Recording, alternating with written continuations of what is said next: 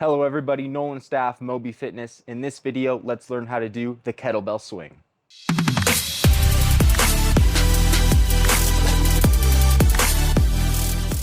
So the kettlebell swing is a full body hip hinge movement. You're training your power, your strength, your cardiovascular endurance, and your muscular endurance all with one great exercise. The kettlebell swing may look daunting at first. However, once you get it down and you learn these cues that I'm about to go over, it's fairly simple, straightforward, and pretty easy for anybody to learn. Step one when we are learning how to do the kettlebell swing is a proper takeoff or starting position. You want to position the bell in between your feet, roughly a foot length in front of you. You want your feet about shoulder width apart. To get down into position, you will perform a hip hinge movement. This means you are bending at the hip, bending down, grabbing the bell with both arms, and you are sitting back, putting the weight of your body into your heels and your hips and your glutes. You're sitting back while you're holding on to that bell in the starting position. To initiate the pull of the kettlebell swing, you will want to hike the bell back between your legs like you're a center playing football, right? You will hike the bell back between your legs and then reverse the motion forcefully, pushing your feet into the ground as if you're crushing grapes beneath you, or as if you are going to perform a jump, but you're not actually going to jump, but you are pressing force through the midfoot and heel of your feet into the ground. You are standing up straight, snapping your glutes, right? We are snapping our hips forcefully with a little bit of violence forward to really get that power. It all stems from your legs and your hips.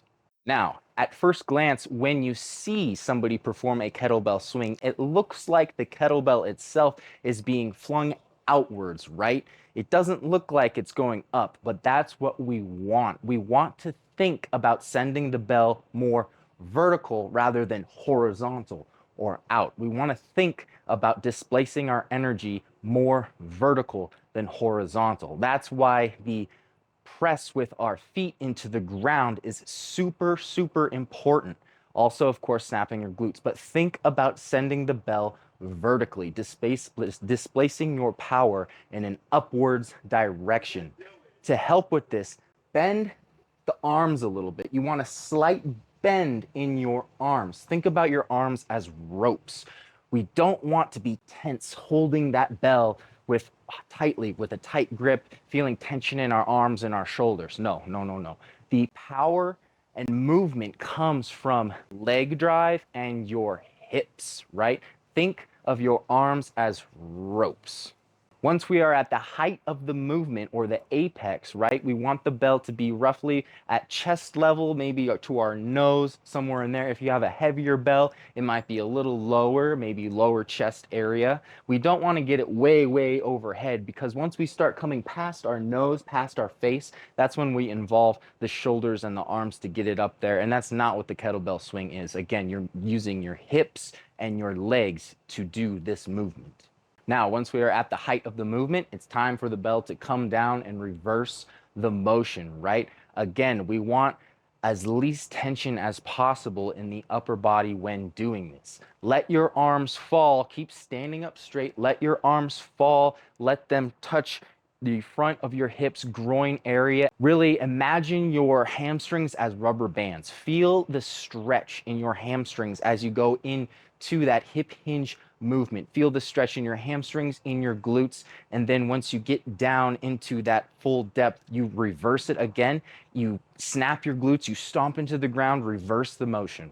If you're having trouble with the hip hinge, a good cue to use is imagine there's a wall, maybe an inch or two behind you, right? And when you bend down in that hip hinge motion, tap your glutes against that wall. Also, tap the bell against that wall. This will mitigate the wobbliness or the flip-flop that you might see when somebody performs a kettlebell swing between the legs, right? When it goes up and kind of looks like it's going to tap the person's butt, right? Imagine there's a wall behind you. Tap your glutes to that wall. Also, tap the bell to that wall. Another key aspect to not only this exercise, but movements exercise in general is our breathing. When we perform the kettlebell swing, we want to exhale when we thrust the bell up. When we are producing force or power, we're exhaling. And when the bell is coming down and we're feeling our hamstrings stretch like rubber bands, it's coming down in between our legs, we are taking an inhale through the nose. If you're just getting new to the kettlebell swing, it's really not complicated. If you want to get good at it, simply just do kettlebell swings. Grab a kettlebell and start swinging. You can put on a timer for 10, 15 minutes and just go for sets of 10, 20 reps, and take slight breaks in between. You can mix it up with body weight even, right? You can do 10, 15, 20 reps of kettlebell swings and then do 10, 15, 20 reps of some push-ups or some pull-ups or some air squats.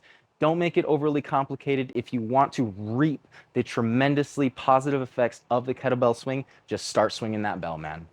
So that does it for this video. Make sure to like and subscribe if you want to see more kettlebell content or fitness content in general. Check the link down below to pick up my free ebook for beginners to kettlebell training. Until next time, thank you for watching. Appreciate all of the support and peace.